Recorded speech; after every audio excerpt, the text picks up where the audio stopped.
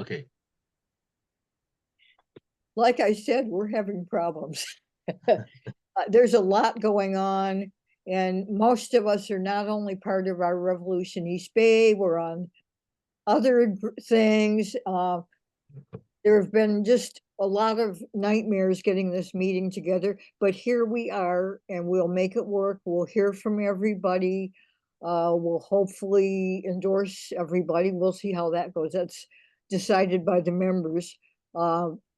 In good standing, they get to vote.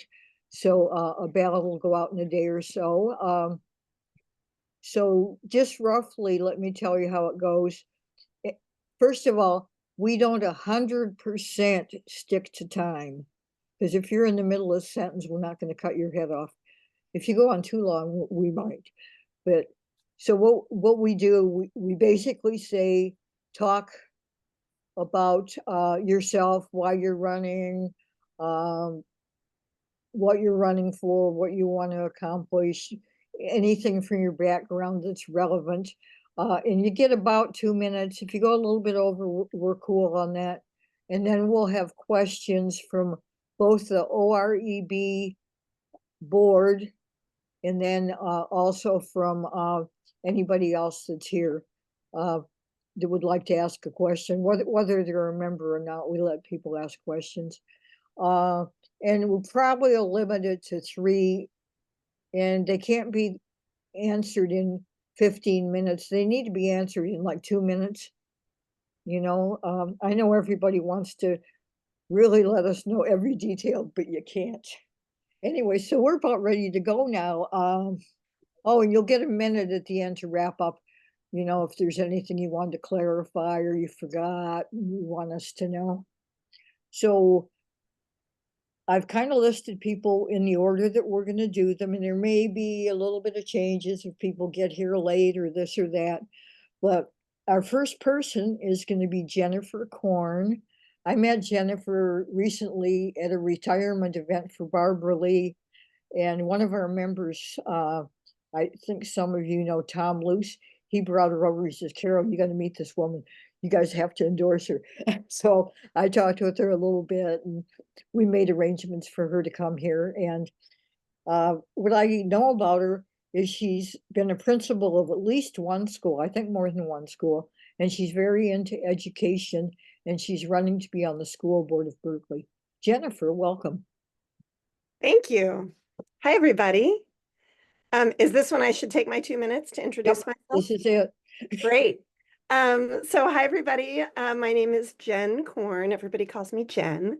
And I am running for Berkeley School Board. And as Carol said, I have been a principal in Berkeley. I was actually the principal of 2 different schools in Berkeley, both Oxford Elementary and also Thousand Oaks Elementary.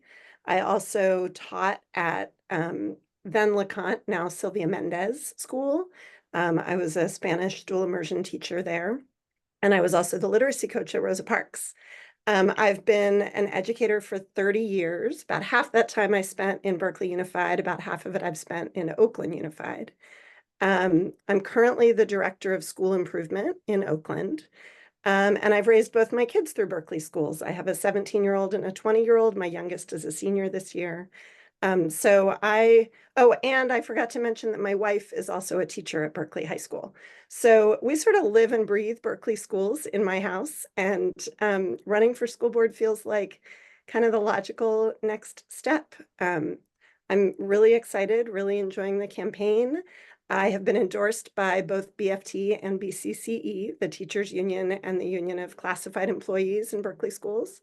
I've also been endorsed by a number of local politicians and lots of Berkeley teachers and parents. I imagine my 2 minutes is about up, so I think I'll leave it there. All right. Okay, now we move into questioning. Who would like to ask Jen questions? Michael. I've been urging people to look at your endorsement list. It's quite an impressive list. Just a fun question. How did you manage to get that many endorsements? Lots of coffee. It's a lot of meeting people, having coffee with them, talking to them about who I am. Yeah. It's actually not that hard. Once Okay. people get to know me, they've been pretty eager to endorse me, I've found. Yeah, the candidate may have to learn a lesson from you, other candidates. Yeah, Thank you. thank you. Okay, Michael, could you watch the waiting room also? It looks like Yeah. there's people in there. Oh, yes. Yeah, during this kind of meeting, people come and go all through the meeting. Sure, of course. Some people will stay for the whole thing. Some people just want to come and see what's I'll happening. try to be the timekeeper if it's necessary down the line too. Yeah, okay, great. Yeah.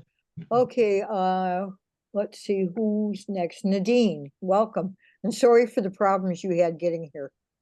Not a problem. Hey, Jen, what is your take on the teacher visa program?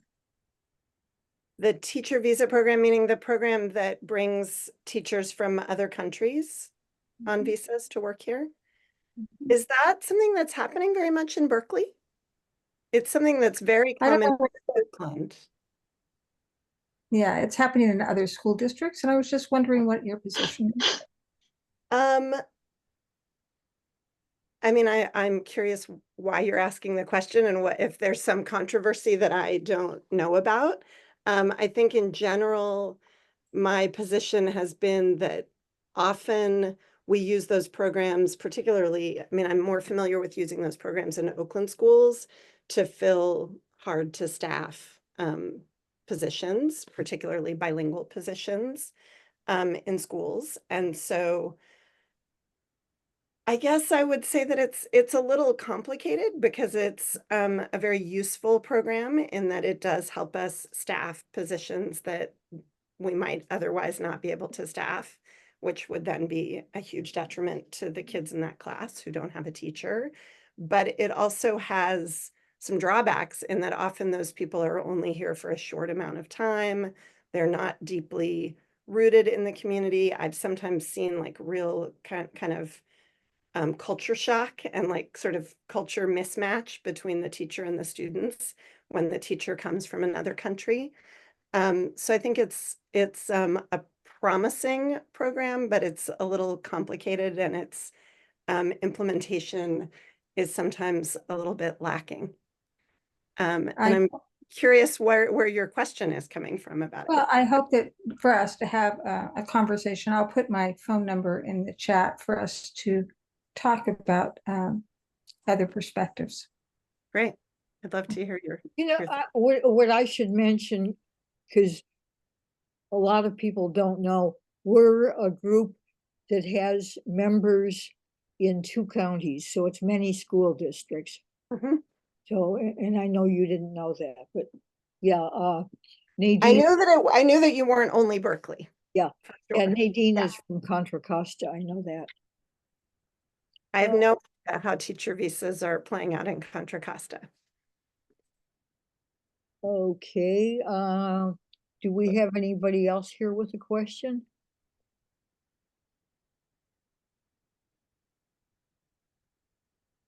Michael.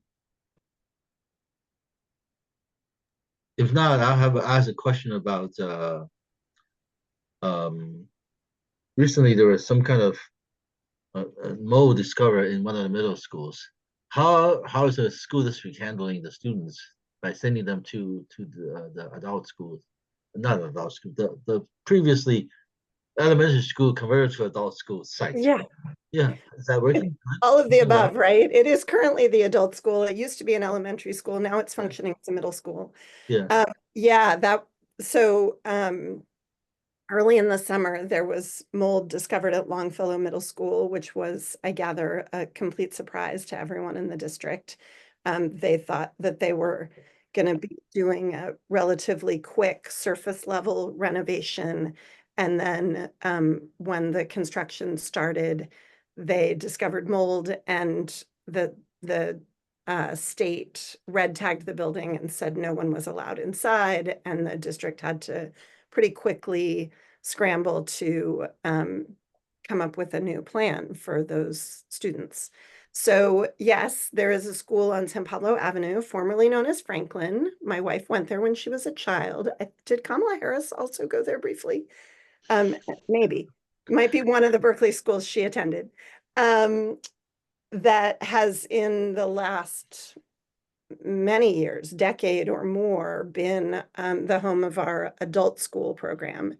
And there was a lot of hard work done over the summer to move the middle school into the adult school space. And then the adult school, I gather, is operating in various locations all over the city and online. I think it's been really hard on the adult school to have to lose their space.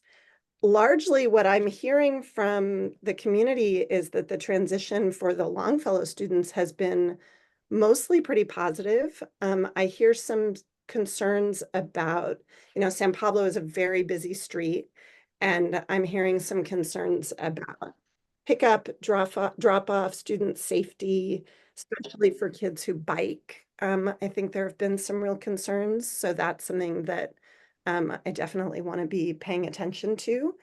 But in general, and the other thing that I have heard some concerns about is whether teachers were compensated adequately for all the work they had to do over the summer to pack all of their things and move to a new school site, which is of course a huge undertaking that none of them were expecting to have to engage in over the summer. Yeah, I haven't heard any news report. That means everything is going well. So no news is good news. Yeah, I mean, I think that's generally right. There's a little bit of news, there's a little bit of news about bike safety. There's a little bit of news about teachers wanting more compensation for the move, but overall, the general vibe is very little news is good news. Yes, it's a very, very large undertaking, I think. Yes, it was a huge undertaking. Thank you. Well, I Okay, think we have any other further- candidates are here, so we can. Yeah, I Great. know, yeah. Thank you. Okay, do you want to wrap up for like 1 minute or so? I'll just say thank you so much for having me, and I would be really honored if you all would endorse me. And I'm going to head off now. My local Solidarity Sundays neighborhood group is hosting a big Flip the Vote fundraiser this afternoon. So I'm going to go try to raise some money for some swing states while All you guys right, are doing good your for you. endorsement interviews. Yeah, good for you. Thank you for coming. I just Thank want to mention to all the candidates here, in a day or so, the ballot will go out after we get the recording up on Facebook. And a lot of people watch it on Facebook before they make their actual vote.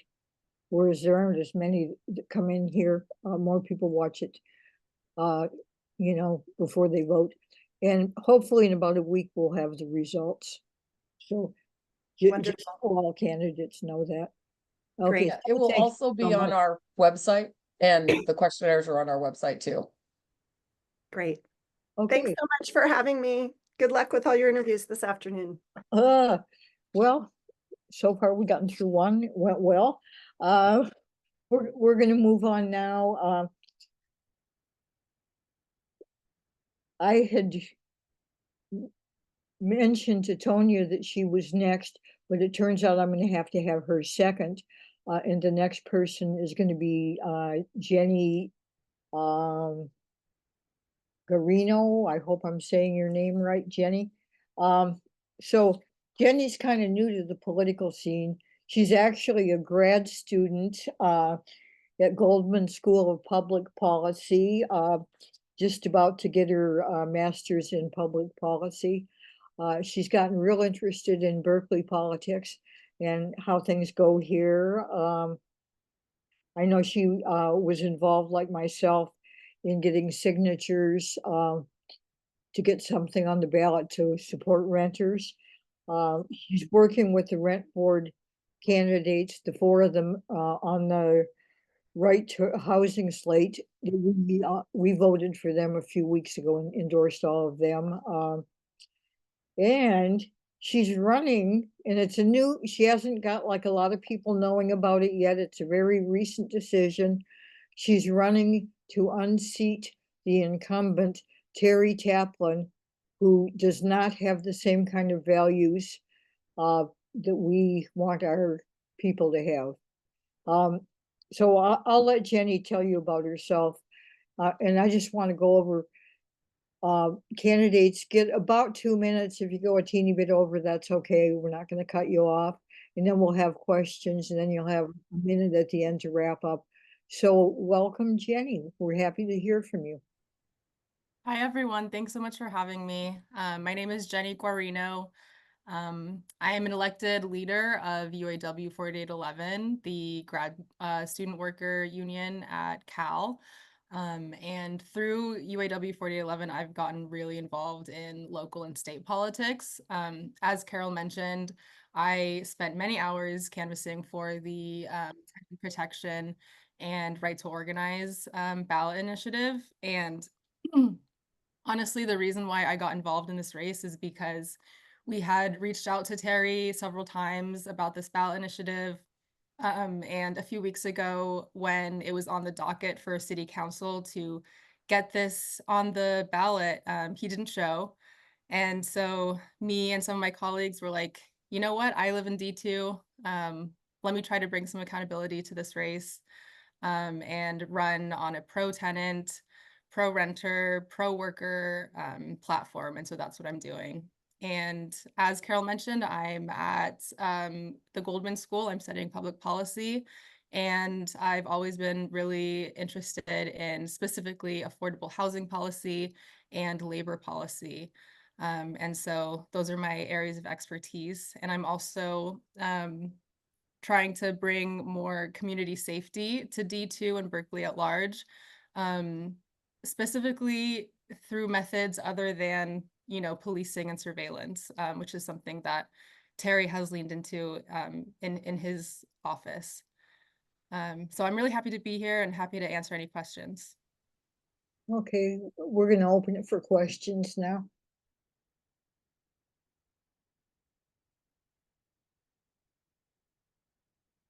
I have a question because I couldn't find a website for you yet, and I know you just very recently entered.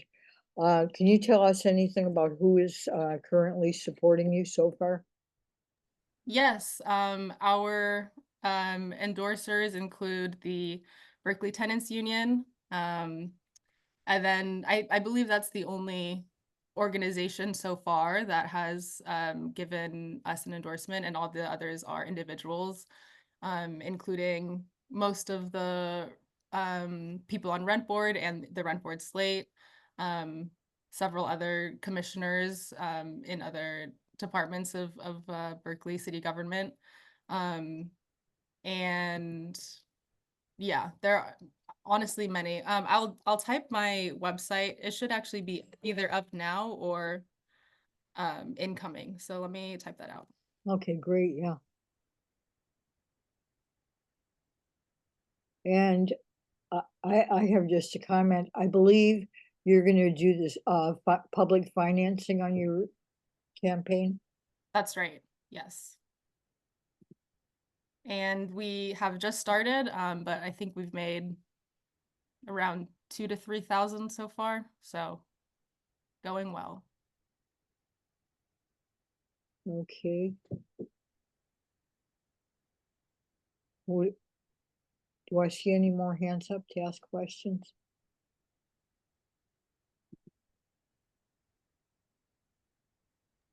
I will.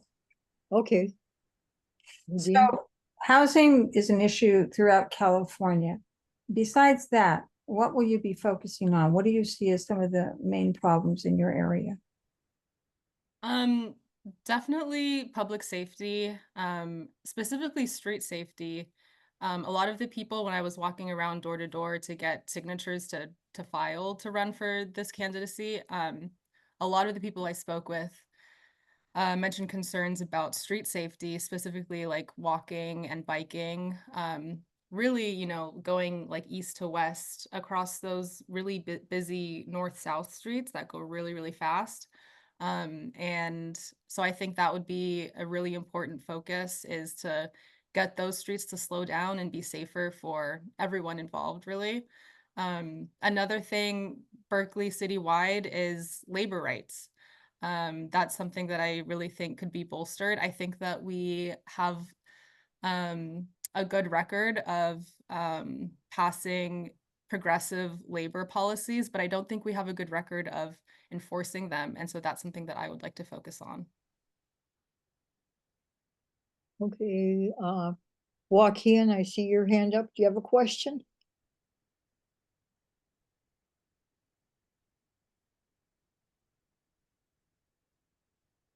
Joaquin, do you have a question? We You have see, to unmute yourself, Joaquin. Yeah, I'm trying to unmute. Okay, sorry. Yeah, I'm not in Berkeley voter, so could you describe your district and some of the issues that you think your opponent is not dealing with? And yeah, do you have any position on that People's Park issue? Yeah, so some of the issues that, just looking at like Terry's voting record, you know, obviously he didn't show up or respond to the council meeting for the tenant right to organize ballot initiative, and other policies that would protect tenants he has opposed. He also filibustered one of the pro-labor policies that was being voted on, and I would not do that. He also, as I said before, has leaned in heavily to surveillance and policing in the hope of public safety, and I would take a different route. I would try to bolster, you know, community social safety nets and you know, getting employment up and helping ideally raise the minimum wage, things like that. Oh, and then sorry, you asked about People's Park. I think that the UC and the City of Berkeley in partnership did a bad job with that. As I understand it, there were other lots that were being considered that were not, you know, a symbol of freedom and revolution for the city. And I think that those should have been prioritized over People's Park. okay. Kalima, did you have your hand up and then take it down, or did you want to speak? Yeah, I have my hand up, but I don't like that whole yellow icon, so I'm trying to change the color. I'm trying to figure out how to do that so to make it more diverse. But yeah, hi Jenny. I just want you to know I did a quick search for you. Well, really, the only search I needed to do on Google was Jenny Guarino and Yimby, just to see if you were embraced by the Yimbys, and it looks like you haven't. And so because of the climate at Berkeley City Council, how have you resisted, especially since the Yimbys have really took a hold over the college Democrats at Cal? How have you resisted, you know, models like, you know, these trickle down housing models, or build, and that's going to solve our affordable housing crisis? Yeah, I mean, I think my history of working really hard for the tenant protection ballot initiative is a testament to that. Like, I think that we need to fight for affordable housing in ways other than development of market rate housing. You know, we need to protect the tenants who already live here and who are already struggling to pay rent.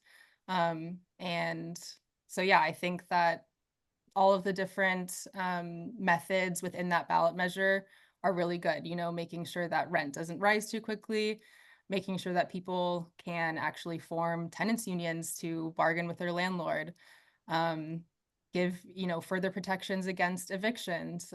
Yeah, these are all the methods that I think we need to focus on.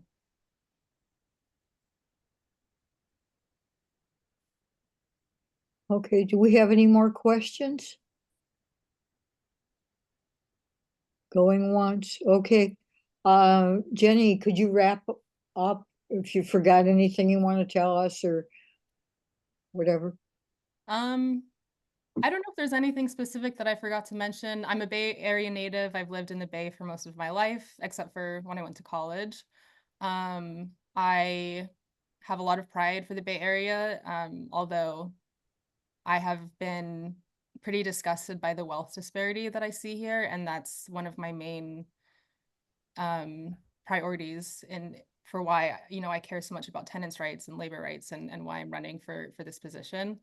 And again, thank you all so much for taking the time today, and I would be really honored to receive your endorsement. Yeah, thank you. Okay, thank you so much for coming, Jenny. And in about a week, we'll have the results after we have a vote. Okay, shall we move to the next? Our next candidate is Tonya Love, and she's going to be introduced by Richard Lee, who's part of our board. Richard. Thanks, Carol. And I see Tanya's here, so that's great. Our next candidate, as Carol just mentioned, is Tonya Love. She's currently the Chief of Staff for Oakland Council Member Carol Fife, and also serves as the Vice Chair of the Alameda County Democratic Party. She's a CDP delegate for 8018 and a member of the CDP Executive Board and the Progressive Caucus.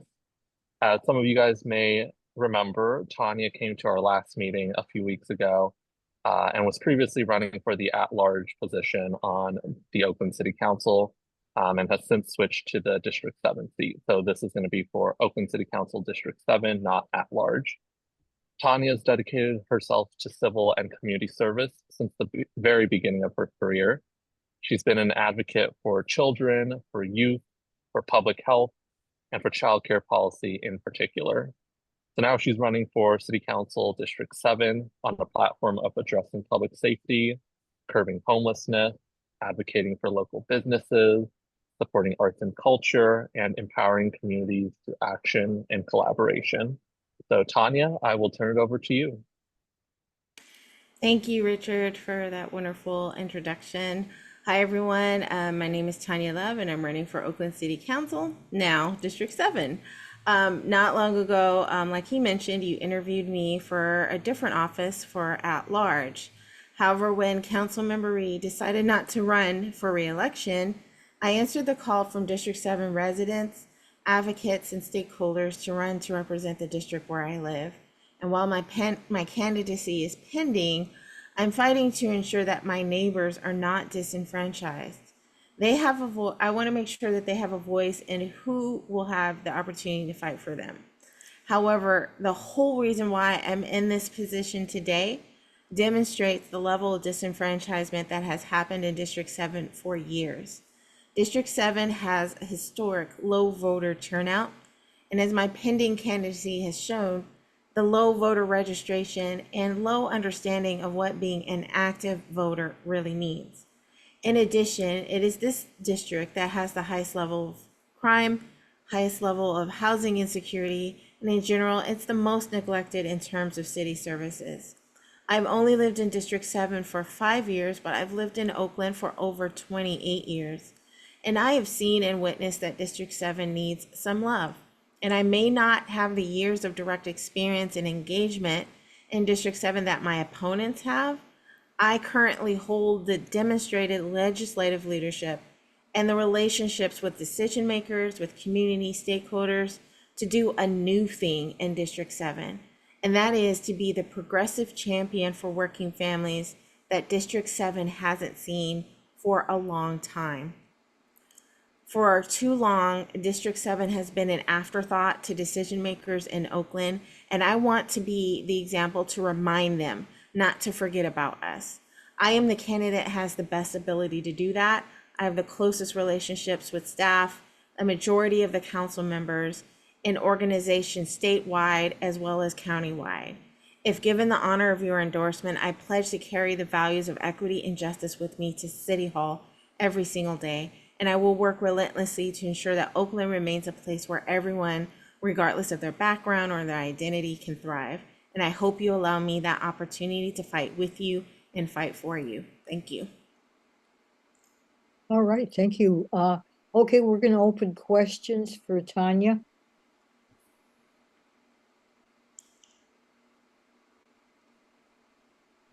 I have a question. Michael has a Yes. question. Great. What's the difference? I know this at-large definition is applied somewhat differently on a different situation. What's the difference between Oakland situation, a councilman at large versus a councilman on a specific district?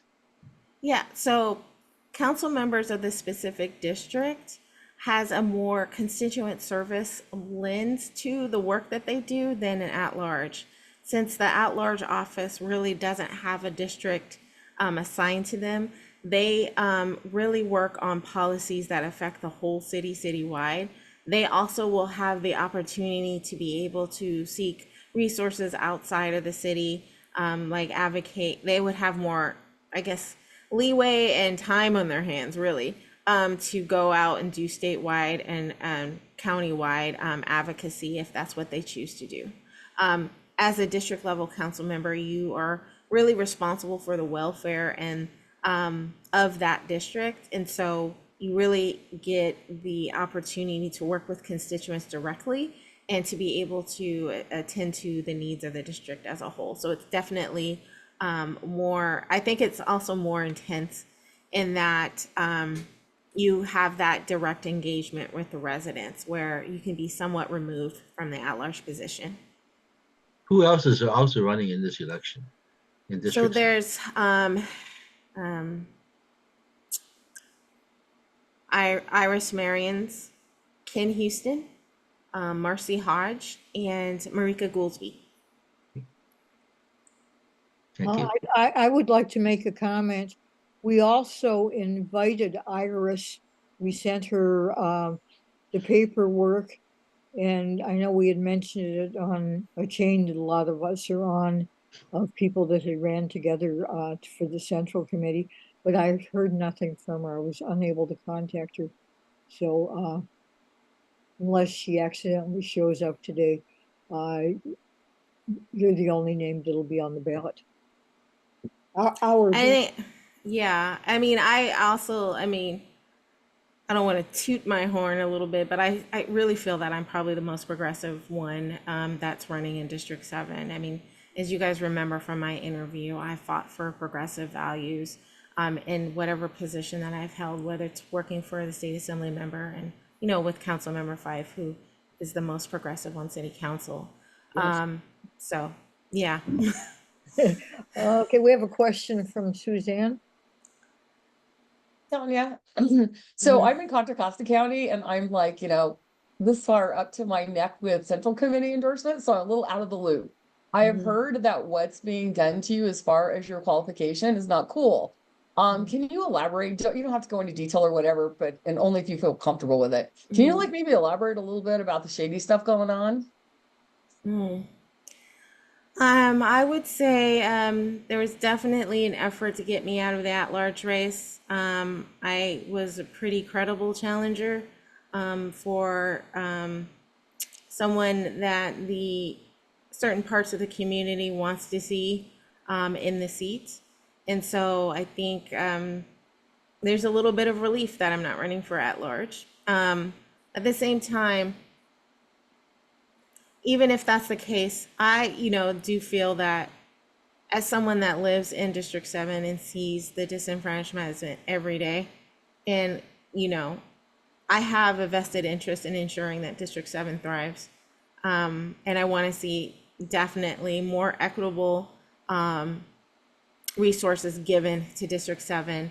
And I feel that also there's an advantage to having the great relationship that I do have with Carol and with city staff and those in North Oakland and downtown Oakland, in the sense that there's going to be less friction between the council and those parts of Oakland. And so I think even though what has happened has been, disappointing, I think it's a good that I am able to have that opportunity to fight for District 7, because I love all of the city, but District 7 I've always felt needed, like I said, some love, and I have a unique set of experience and skills in order to be able to accomplish that and continue. There has been some great things that Councilmember Reed has been able to begin, and I just want to follow up with that, but ensure that when we're doing it, when we're making decisions, we're fighting for labor, we're fighting for our tenants, and we're fighting for a different approach to public safety to ensure that not only we're addressing, some incidences of crime, but we're really addressing our community and making sure that they have everything that they need so they don't have to turn to crime. Making sure that they're housed, making sure that they have access to food, making sure that they have access to recreational, because I don't think incarceration or policing is the answer to public safety. It's addressing a person's whole needs. And so I think I will be the candidate that will fight for that.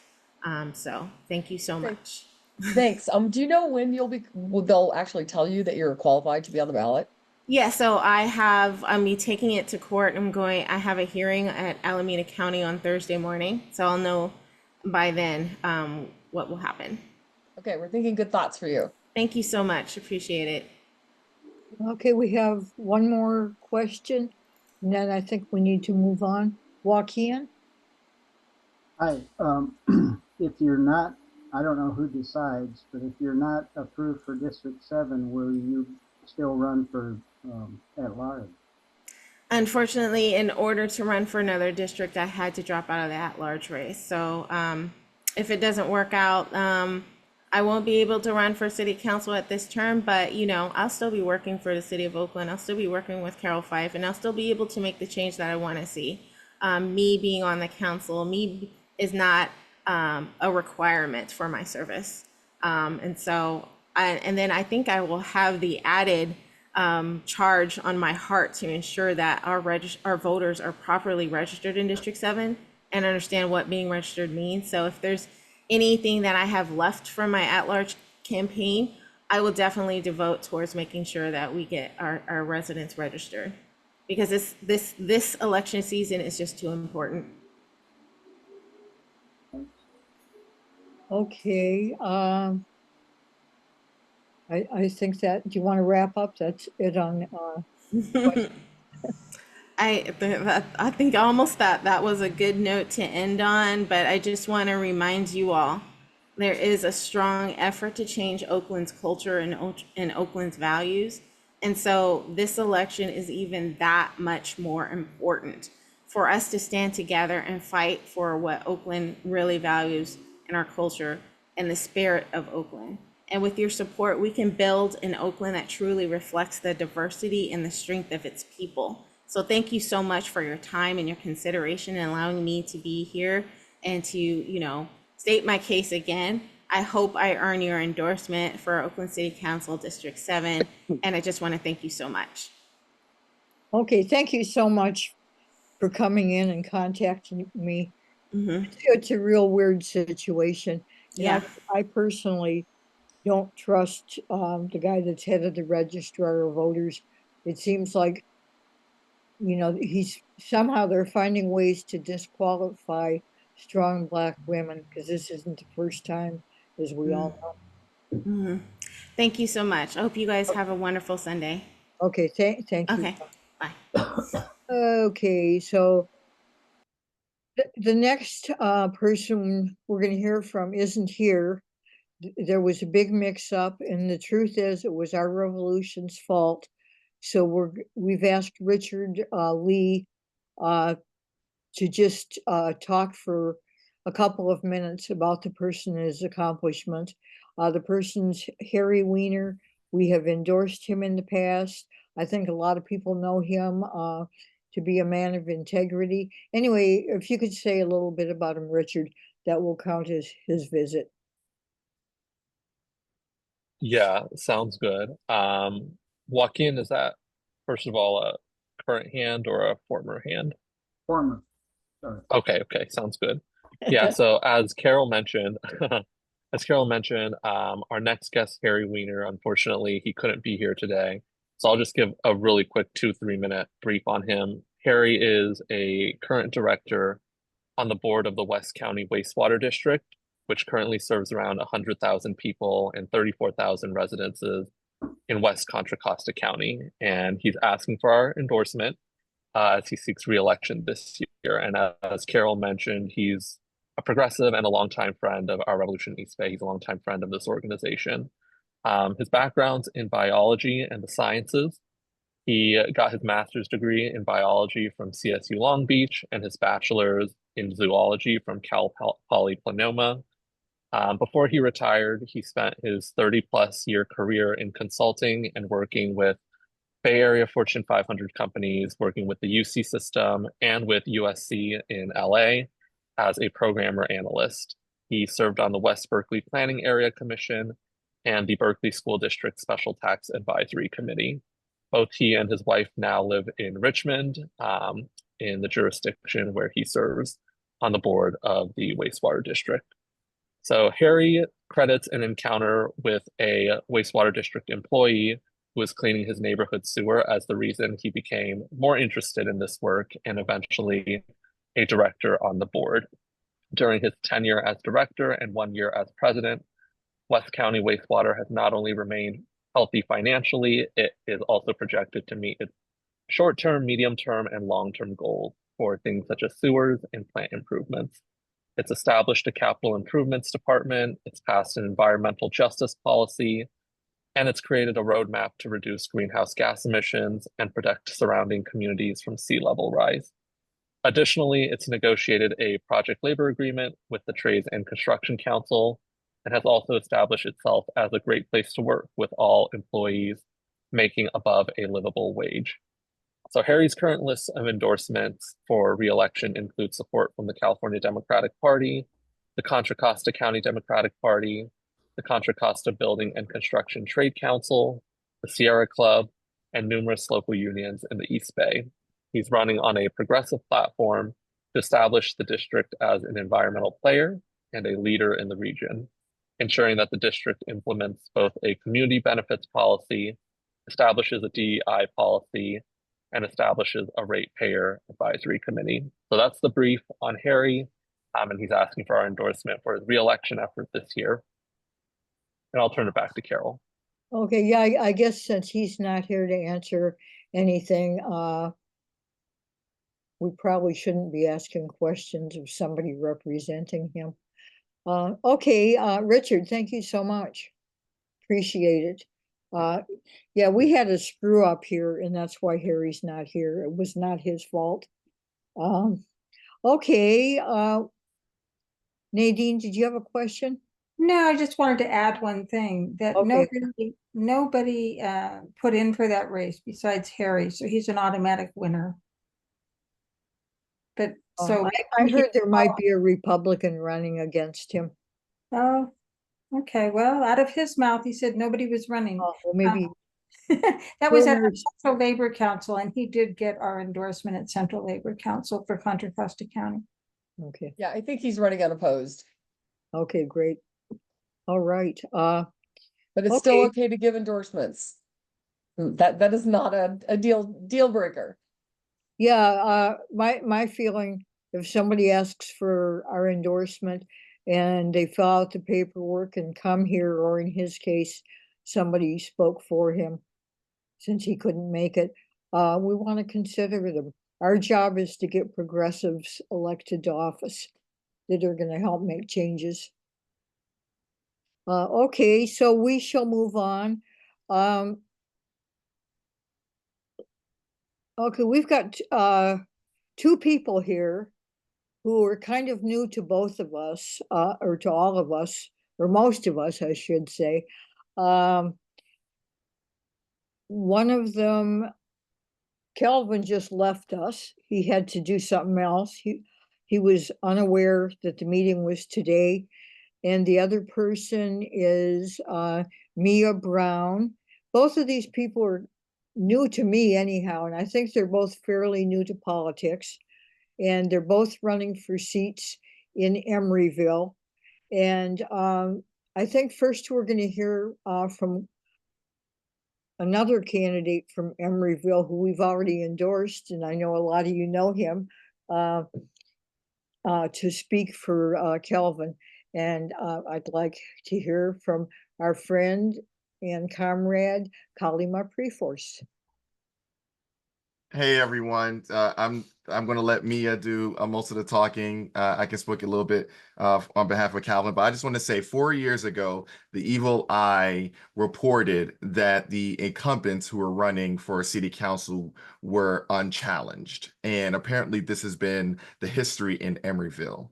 4 years later, that has changed. And that has changed because of support from our revolution and all of you who have been supporting me in trying to make a difference in Emeryville, to make Emeryville more a city for the people and the people over profit. And so I want to introduce Mia Esperanza Brown and Calvin Dillahunty, who are very new to politics. All they cared about when I met them was how can we make this city better? And I said, well, it's a political world. I mean, this is the reason why people don't run, you know. And they said, don't we have the courage, you know, we have the insight, and also the rent is too damn high. So I said, all right, you got it. Let's do this. And so so they are here, and I'll just say on behalf of Calvin, who comes from Arizona, he comes in with a background really focused on public safety that doesn't dehumanize. And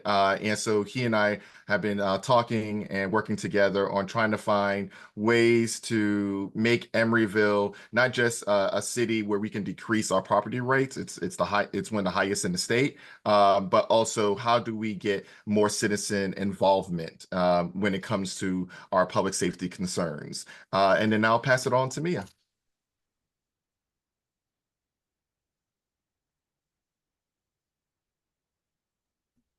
Okay. Hi, Kalima. Hi, everyone. Sorry about that. Welcome. Yeah, that was great, Kalima. Thank you so much. Sorry, have my 2-year-old on my lap because she just refuses to let me be on camera without her. So my name is Mia. I am very, very new to politics. As you mentioned, Carol. I have entered, like Kalima said, to kind of bring a more level platform to the city of Emeryville. I've lived in Emeryville for the past 4 years, and I'm a renter. I'm a mother of 2, and a working mom, and trying to just live what is an affordable life in the Bay Area. I don't really know if there's such a thing, but right, trying to afford housing and schooling for my kids and just basic necessities as a full-time working mom is just really, really challenging. So I really want to focus on creating a better Emeryville for really my girls, a better city to live in, better public safety, a city where they can actually afford to live, and just really bring awareness to the unfair policies around renters and tenants and property management companies, because I myself have faced challenges, to say the least, with things during the pandemic and stuff like that, where my funds weren't as they should have been, and eviction notices and things like that have just really, really thrown a wrench, to say, in life for me. So yeah, I really hope to bring change to the city of Emeryville. I look forward to running for a city council member. I look forward to standing beside Kalima, whether that's next to him or behind him, but I will be right there with him. But yeah, I appreciate you guys for letting me join today and sending me the link. I was also kind of unaware of this meeting until just a couple minutes before. So I thank you guys for, allowing me the stage, and even thinking about endorsing me for candidacy. I really, really appreciate that. Okay. Could somebody ask a question? We're opening questions. And I'll just say before questions, I just want to say that I just really appreciate you, Mia, and Calvin for stepping up. It's this is not easy, and so I appreciate your courage for all the learning curve that all this is involved in, and thank you for connecting with many of you who have opened the door for her. Shout out to Jovita. Shout out to everyone who has who taken the time to sort of walk them through this process. And so I thank our revolution for this opportunity. Okay, so I know we just got your application today. The, what do you call it, the candidate questionnaire? So I went through it, of course, and I'm wondering what your stand is on charter schools and why you feel the way you do. Could you talk to that? Yeah. So I would say I don't I'm not against charter schools. I'm supportive of them. I'm definitely supportive of public schools as well. But I would like to see more like of the integration, right? So like a public charter, not so much like private charters, because I feel like everybody should be able to obtain any kind of knowledge or information or education that they want. I don't feel, education should be withheld, especially not from children in any capacity because of, the color of their skin or where they live or the demographics. So I definitely would support public charter schools. And the same goes for like free pre-K programs. I'm in support of that as well.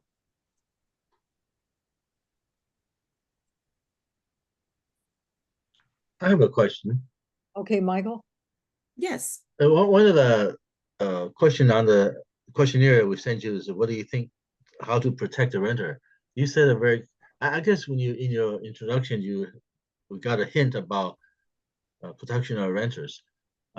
You said the Renters Justice Act. What can you go into a little bit more in detail, or if you can, or if you want?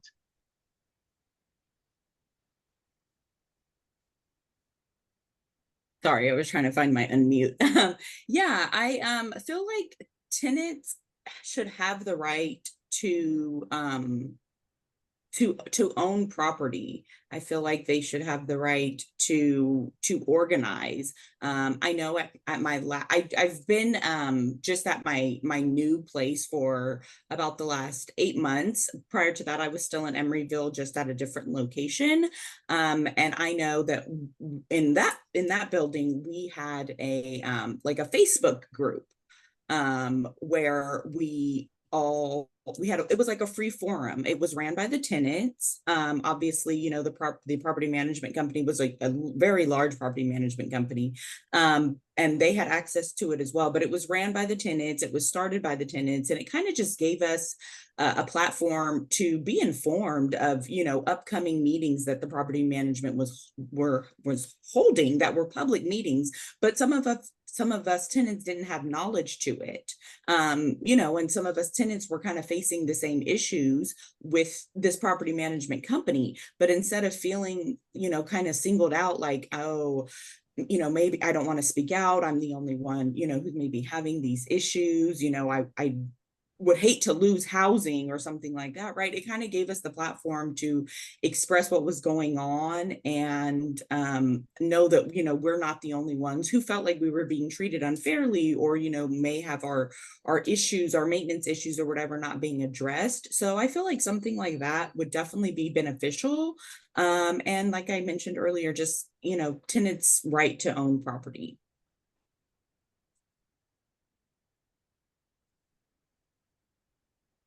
Okay, do we have another question?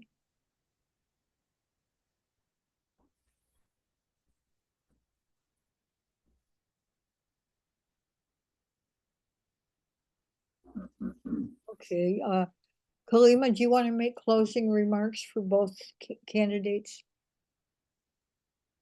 Just that you'll for some of you, if you ever want to meet up with us, that's great. We're going to be organizing not just the launch of the Emory Rising Conference in Emeryville, first time, the citywide tenant union, but also we're going to be launching our campaign offices. We're going to be having some strategy meetings, and if you want to stomp with us, let us know. You know some folks in Emeryville, have them come out and connect with us, and we'll see you. I think we'll see you at the Unity Democratic Unity meeting, and that's all. Thanks for believing that Emeryville is can no longer be the city that sells out. Great. Mia, thank you so much for coming. And yes, thank you so much, Carol. And like I said, sorry about that again. I do have 2 small ones, so hey, you know they will be at all my. Not something to be sorry about. Okay, yeah, they will be right there beside me as well. And I don't go anywhere without them. So you guys will meet them too. Like I said, thank you so much for having me, for allowing me the stage. I really appreciate it. I'm going to have to drop, but I look forward to meeting you all very soon. Thank you so much. Okay, great. Thanks so much. Okay, let's see where we're at. Hang on a minute. I've got the list in order, and there are slight changes as we go through the day. Carol, this is Sherry. Would you like me to introduce Pablo? Not this second. Hang on a sec, okay? So we've been joined by Aris. I'm gonna say your name wrong. Merriouns. I know I'm saying it wrong. And she's also running for District 7, and we'll hear from her later. I just want people to know that she's here. Okay, so we're gonna move on now to Sherry. And she's gonna be introducing, first of all, Pablo Benavente. Go for it, Sherry. Hi guys, I'm really sorry, or not sorry. I'm running a campaign event for a friend of mine who's running for city council in Alameda. So I've been kind of torn between a lot of different things. And as Carol said, the timing, originally this meeting was supposed to be last Sunday. And so I've got kind of a conflict like everybody else. I actually have moved from Alameda to Contra Costa County, and I've been trying to get to know some of the candidates that are running up here. And Pablo and I met at an event from the what we call up here DPCCC, which is the Central Committee of Contra Costa, and I was so impressed with a young man running for Concord City Council. It's not easy to run, and he basically feels that the economic problems, stagnant wages, and the high cost of living has just led to a lot of problems in the East Bay, and especially in Concord. So I'm going to let him sort of tell us a little bit about his vision for Concord and where he thinks we should be going in the East Bay as far as housing and environmental justice and economic justice. Pablo? Thank you so much, Sherry, for the introduction. Good evening, everyone. My name is Pablo Benavente, and as you heard, I'm running for Concord City Council District 4. I've been a lifelong resident of Concord, a proud gay Latino man, and a father, raising my family right here in my community called Concord. And I really understand the challenges and opportunities that our city faces every day. My journey has taken me from Concord public schools to a career in the public service and in the tech industry, giving me a unique perspective on the issues that matter most to our residents. I've been honored to serve, for those who are not familiar with Concord, as co-chair of Measure B, where I helped bring $30 million annually to improve our roads and infrastructure. Additionally, I am a commissioner for the Parks, Recreation, and Open Space, I've been deeply involved in enhancing our city recreational opportunities and preserving our green spaces and our natural spaces. Throughout my career, I've also been committed to advocating for working families and marginalized communities, ensuring the fair treatment and equity for all, whether it's through my work through ACIU, Contra Costa Labor Council, or Monument Impact, a nonprofit that helps low-income refugees and immigrants find the resources needed to just get by on a day-to-day basis, and find opportunities to thrive like anyone else here in Concord and surrounding communities. But as I'd like to say, Concord is a crossroads. We need true leadership that reflects the rich diversity in the community, a city council that not only listens to all voices, but actively works to break down those barriers. I'd be the only second Latino to ever serve in council. I'd be the first openly gay man to ever serve in the city council. And so I do believe in the progressive values, and with your support, I will work tirelessly to ensure that our city growth benefits everybody, especially of those of the marginalized communities, from affordable housing to sustainable economic development that are inclusive policies that lift up, like I said, our marginalized communities. And I am committed to creating a stronger and more inclusive Concord. And with that, I am open to more questions. I think I'm over my 2-minute timeline. I'm happy to answer any questions you guys have.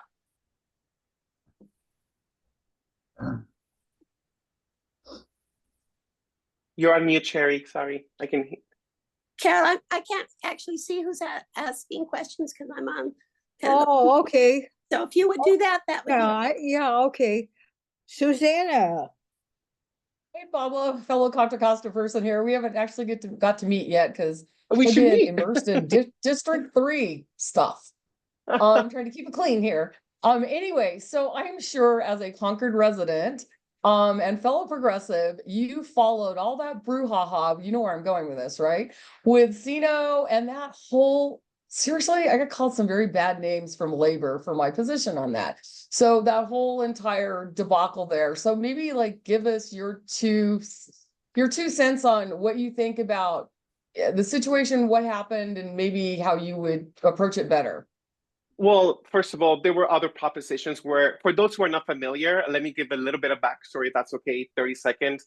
We have one of the largest projects called the Concord Naval Weapons Station, where they're giving the land to the city of Concord, and we are the land use people to be, essentially building this site. And so we've gone through three developers to date. And so just because we can't get our act together, but we finally have a good developer, in my opinion, Brookfield, that seems to be the right person moving forward. Unfortunately, the previous city council member have selected the Sino.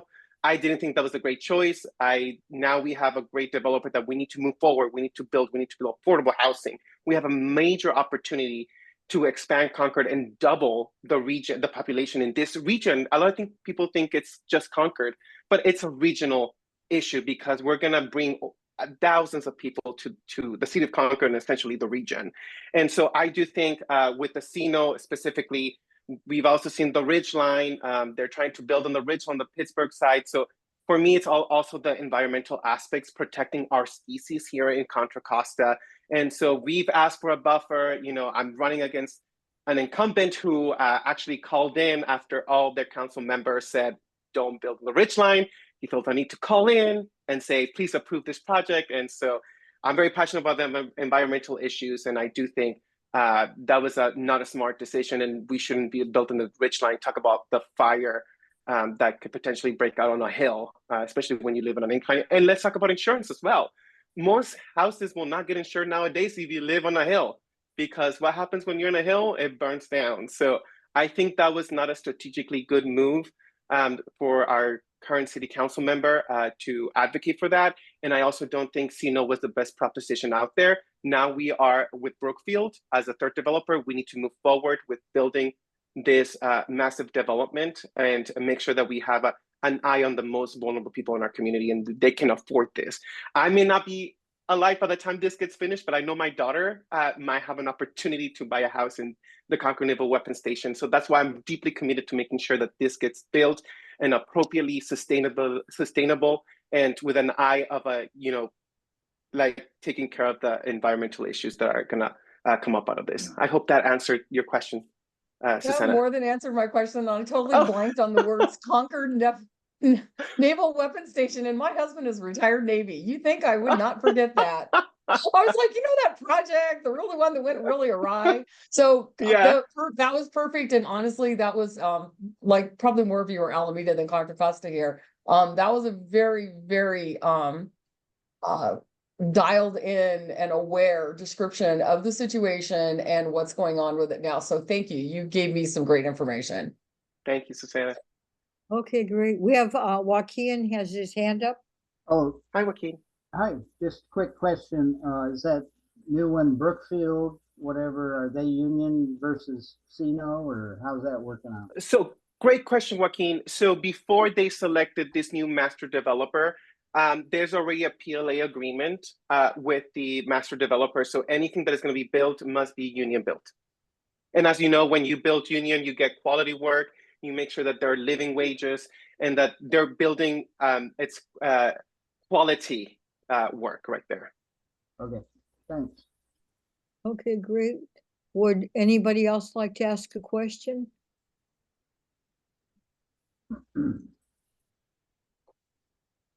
Okay, Pablo, would you kind of like to just anything that you weren't asked that you'd like to let us know about your candidacy and about where you stand on the Concord City Council?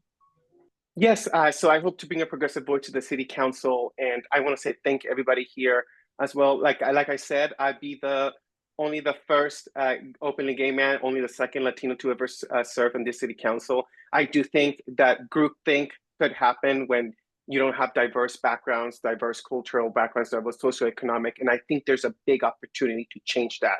And so I recently was at a high school and it's like, well, nobody looks like us. And I told that little kid and I said, but I'm going to change that and I'll be the first, but I won't be the last. Because, you know, if you can see it, you can be it. And I strongly believe in that. And this is the start of many people that are going to come after me that look like me, that look like us. Because I do think, you know, the start, but I also want to emphasize that I'm running a grassroots campaign. If you want to help me on my campaign, I'll put my campaign website, sign up for the newsletter, go sign up on my Facebook, like my Facebook page, because at the end of the day, I am running a grassroots campaign and I'm super excited to bring home this win and really represent the people who are underrepresented in the City Council. So I want to thank everybody here who's spending, I know, lots of hours talking to a lot of candidates. So thank you. Go on my page and find out more. And also I'll put my cell phone number. I'm easily reachable. And so that's what what I want to portray as well with the constituents, that you can reach out to me because I'm going to represent the people at the end of the day. So thank you so much for your time. Well, thank you, Pablo. I look forward to knowing more and more about you. Thank you, Sherry, and thank you for inviting me. we just met kind of over, can I say it, over cocktails? Yes, you can. There's nothing wrong with that. Thank you, Sherry, and thank you, everybody. Thank you so much. Bye-bye. Okay, thank you so much, Pablo. It was nice to meet you. Okay, we shall move on now. I just want to clarify a couple things here. Vicki Gordon is not going to be able to make it today. She just sent me an email. We're not sure about, I don't know how to say her name, Dow Jensen.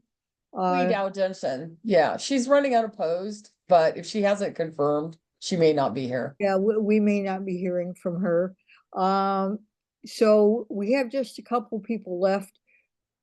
I think the next person we'll hear from is Jovita Menodoza. And then after that, we'll hear from Iris Merriouns. I know I'm saying your name wrong, Iris, but you can correct me when you come up. And then we'll kind of end. I'm gonna talk a little bit about somebody else that couldn't be here today, Claudia Jimenez, who is running in Richmond, part of the RPA. Anyway, okay, so Susanna, you want to introduce Jovita, please? Cool. Hey, everybody, I'm back again. Okay, so I'm here to introduce the fabulous Jovita Mendoza. She is running for re-election to Berkeley City Council District 3, out in my neck of the woods. Oh, wait, not 3? No, Brentwood. You said Berkeley. What did I say, Berkeley? Oh my God. Seriously, it's all this Berkeley stuff. Thank you. Brentwood. Brentwood City Council District 3, right next door to where I live. If you don't know Jovita, I think we've lived out here about the same number of years, like 23-ish years. She was one of the instrumental people behind the grassroots effort to defeat a really horrid measure, Measure L. And if you don't know the history of Our Revolution East Bay, there was an Our Revolution Contra Costa before that. And I was one of the original founders of that. And then we merged with Our Rev East Bay to make us a bigger, more inclusive organization. And we at Our Rev Contra Costa very, very much opposed Measure L as well. And we got definitely involved in that. She is considered a local expert on all things environmental in the area, all things affordable housing in the area. She has been tirelessly fighting those causes, because we can say, for a very long time now. And she has earned, and this is on her website, so I can actually say this, she has earned and proudly wears the Disruptor label, which I love. And anybody who wears that Disruptor label is good in my book. So without further ado, Jovita, tell us what you've been doing and why we should endorse you. Hello, I'm gonna start my timer so I can go. I have something written out, but I'm just gonna chat with you all just casually. So yes, thank you, Susan, for that great intro. I've been out here about 23 years. And for many years when you're a mom and you have kids, you kind of aren't paying attention. And then your kids get older and you start paying attention. And one of the first things that caught my eye was that someone installed 3 oil and gas drills over by Dozier Libby in Antioch. And this is a high school, and I just couldn't believe it. And that was on county land. And then to come to find out, they wanted to put another set 1,000 feet from homes in Brentwood. And I just got really upset. There's health issues, there's environmental issues, there's there's just so much wrong with oil and gas drilling, especially around homes, that I started to mobilize people in my neighborhood. I then came across, the Sunflower Alliance, who then, and 350 Contra Costa, and we kind of all got together and we started one of the biggest email campaigns to our board of supervisors. And I think the project manager said they've never seen anything like it. So that was a big, big battle. We actually stopped it for now. The application is still alive with Contra Costa County. I actually think they're waiting for me to be gone. And, we stopped it for now, which is a good thing, because the company that was doing it was a European company and a local company, 50-50, this Rebold company in Europe. And I watched one of their, my background is finance. So I watched one of their investor relations meetings, because that kind of tells you where people are going.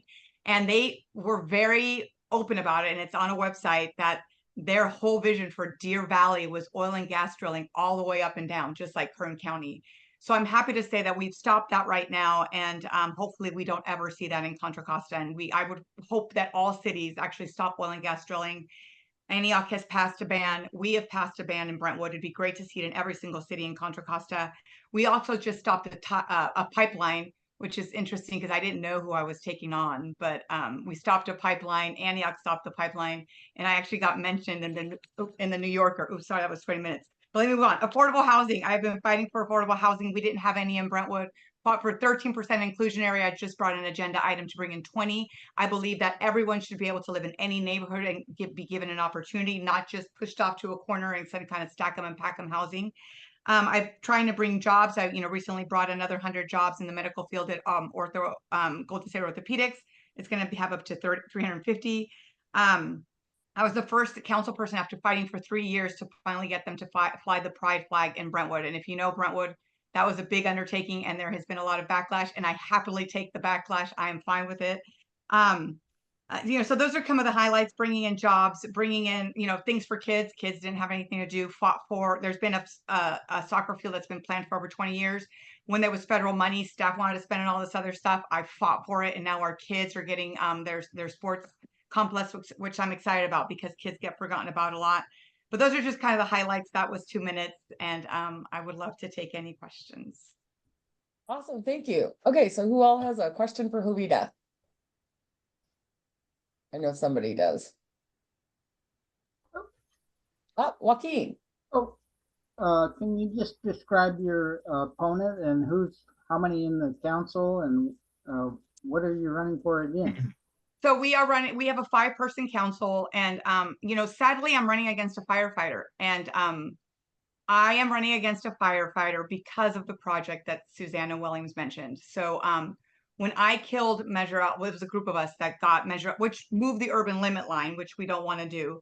When we stopped that project at the poll by 71%, I was told last September by their union president to my face that I cost them $2.3 million in yearly Mello-Roos taxes, and that they would be running someone against me. So that is who is running against me. Thank you. I have a question. Sure. Well, on the questionnaire, one of them is about taxing the company that relied on contract workers. And your response was that small company uses a lot of contract workers. I know the question wasn't very explicit. I think what the question is trying to refer to is very large company that rely a lot or greatly on the contract work, such as, some of these like Google. Are you talking like the Googles of the world? No, not Google's, but the ride sharing companies, deliveries, all those kind of things. They use only contract workers. Oh yeah, What do you think about taxing them? Yeah, they definitely need to pay their fair share. I think it's important. And I think that we actually need to probably have earmarked tax. I feel I'm really strong on earmarking taxes to make sure they get back to the people. So I feel groups like that, we really need to earmark the taxes that needs to happen. And they need to be focused on things like pension and 401ks and health benefits. Because I think a lot of those workers don't get the health benefits and don't get the pensions. I'm really lucky in my day job. I have a full-time day job. And one of the things I love about my company is that they're owned by a family, and they are a pretty big company with a lot of workers in the fields. And they actually do a profit sharing where they don't give out bonuses, but they started 401ks for all of their employees. So I just think that's the way we need to do it. I think we tax things and they go to different departments within our government and they don't ever trickle down to the people. And that's my concern. When we say taxing, I think we need to be very, very clear how those taxes are going to be used, because we don't want to lose them in that pipeline, which we just saw with affordable housing in Sacramento. There's millions of dollars we can't account for. And we should be able to account for those dollars and build the affordable housing. If we say it's for affordable housing, let's cut all of the red tape and let's build the affordable housing. So that's how I feel about taxes. Good answer. Anybody else have a question? Going once? Going twice? Okay. Take a minute or so and wrap up for us. And don't forget to drop your info in chat. I will. So I just want to thank you all for your time today. I think that, I grew up in East Oakland, and, we were very involved in a very progressive world, and it was normal. And when I came out here, there was a bit of a culture, actually quite a culture shock for me moving out to Brentwood, and little by little, we're making change. And I'm really proud of that change. Things that never got talked about, like the pride flag, like oil and gas, like affordable housing for everyone. Those are conversations that are happening now that didn't happen 20 years ago when I moved here. And I'm happy the conversation is changing. Even our demographic on our voters, I think we're in the high 40% voters that are Democrat now. It was not like that when I moved out here. But I think that having voices that speak up and say, it's okay for you to have that opinion. I'm here too, and I agree with you. I think that's what we need on the dais. And I am not afraid to speak up on the dais when I'm not happy about something. Like I say, if people want to elect me again, they can. And I think I've been doing a pretty good job, and people respect my opinion. And I think a lot of people who have been quiet and afraid to speak up are now speaking up. And that's one of the things I'm most proud about. You. Thanks for being here and spending some time with us. Thank you so much for having me. I appreciate it. I'm going to go also to a 6 o'clock campaign event. So thank you. I know that's all we're doing now. It's like campaign. So I know. Thank you all. I appreciate it. Okay. Thanks so much for coming. Okay. So we're going to move on to our next candidate, Iris. And I don't know Iris. I don't believe I've ever met her. But what I want to say, Iris and myself and Michael Chang, who is on here, Kalima, J.P. Sahi, and in Contra Costa County, Susanna Williams, all ran under the Our Revolution National slate to be elected to People Power Progressives. And if you're on that slate, I know you're fabulous and you are so about changing things. Okay, so welcome, Iris.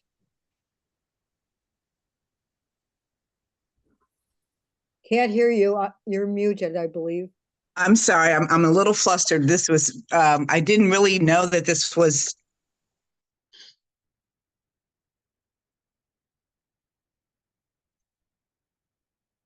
hosting today, and I am running for the city council seat in the city of Oakland for Council District 7.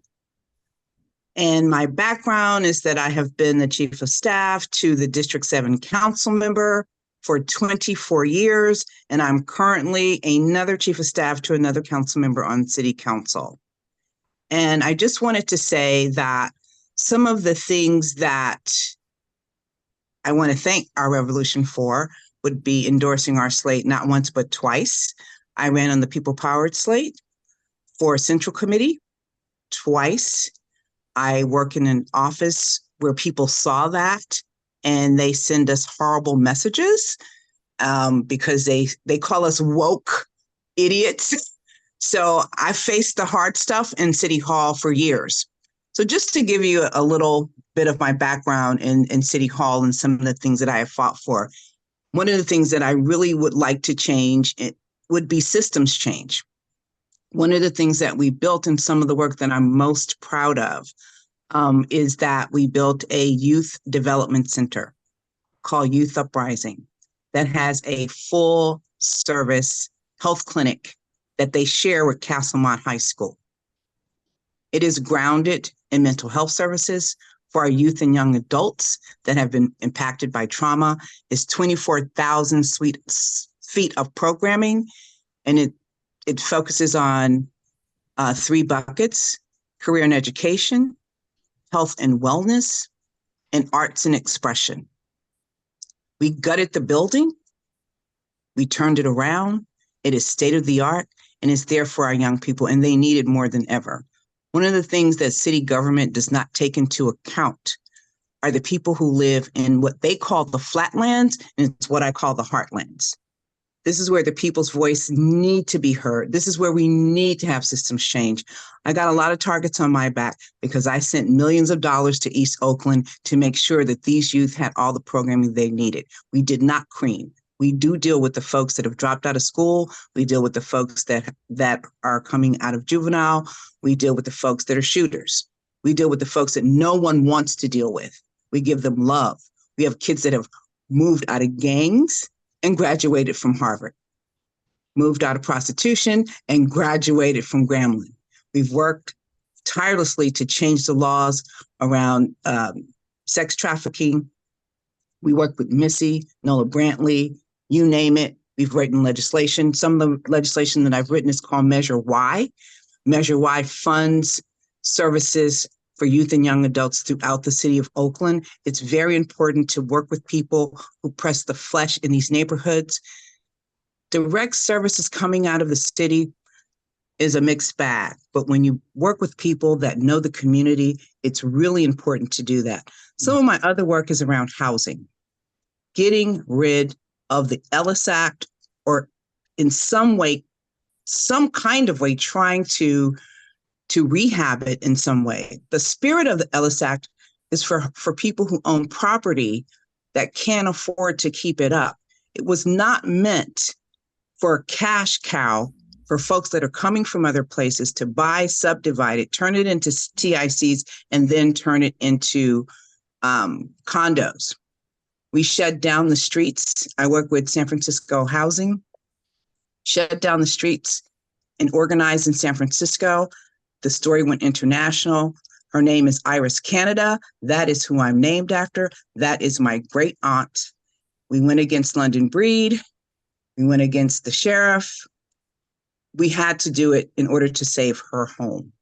She was 100 years old And, you know, when you move people out of their footprint, people should be allowed to live in dignity as they age in familiar surroundings. It was so important to me. I do it again. I risk my reputation, I risk my job, but I would do it again. Dean Preston joined us, and before I knew it, there were hundreds of people in the street. I didn't even know them. So these are things that I believe in strongly. I believe in tenants' rights, but I also believe in home ownership. So some of the work that I've done in District 7, which is building housing, building economic development, the car dealerships that you see along Oakport. If you're in Oakland, we brought those there. The Hegenberger Plaza, we brought it there. The transit-oriented development, we brought it there. The airport gateway, that was our office. I also thought the Heartlands deserved undergrounding. Undergrounding in Oakland was going to go to Piedmont Pines with $1 million homes. When we looked at Rule 20A and we realized that we could do it in East Oakland, and we did. So we underground MacArthur Boulevard so that the flatlands and the heartlands can also have value, add value to their properties and have safe communities like anyone else. Right now, Oakland is facing several significant challenges, public safety being one of those. But we just can't look at public safety. We have to include the underlying causes. And when you leave that out of the equation, it equals police only. So I believe in incorporating a mixture of ambassadors. I believe in incorporating a mixture of community folks who understand their neighborhoods. One of the things that we did with Youth Uprising, we hired people who were coming out of prison to be our security. The city and the county thought we were insane, but it worked. If you lost a cell phone or a tablet, it was returned to you that day. And why? Because we hired people who were from that community that were trying to change their lives. Please finish And up. so, I'm sorry. I didn't know there was a timer. I just jumped in. My apologies. That's cool. Okay, we have at least one question. Kalima, you have a question? I just want to say that when I first got into politics, brand new, I was somebody who had gotten all of these, I guess, accolades and accomplishments and transformed the lives of so many children in the East Bay, around the country, White House recognized and that sort of thing. But when I walked into politics, no one knew me, you know, and so everyone treated me like a stranger. And then across the room, I see Iris, and she was like, "Hey," and I go, "Hey." Because we knew each other. We knew each other. And I'll tell you why we knew each other. Because, you know, earlier, her opponent said, well, I'm the most progressive, you know, candidate. There is a difference between being progressive and being about the community. And so you could be progressive, but yet when you go to the community and then the community go, well, who are you? And then you wonder why you can't gather enough signatures. And so my question to you, Iris, is that why is it that you didn't have enough? Why didn't you have a problem gathering enough signatures when you decided to run for a D7? Well, first of all, I know the boundaries because I fought with 20 people from this district, even though I wasn't in the District 7 council office, around redistricting. Out of 450,000 people in Oakland, 1,300 people participated in that process. Most of East Oakland knows me. I mean, this is unseen work where you end up being parts of their family. Some of the seniors, you go to their kitchens to eat. You know, when their granddaughters have had children, you're invited to so many things. So it was community that went out and got my signatures. I came back with 170 signatures.